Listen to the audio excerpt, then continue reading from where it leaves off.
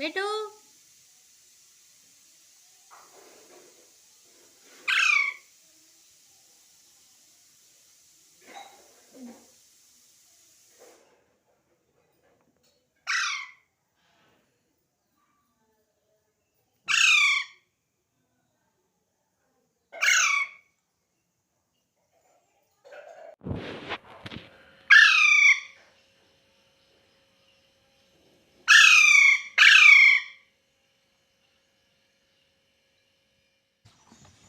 बिट्टू, ये पहाड़ी तोते होते हैं, बड़े ही दमदार होते हैं भाई साहब। देखिए, अभी मैं थोड़ी देर के बाद आपको अपने घर का आसपास का व्यू भी बताऊंगा।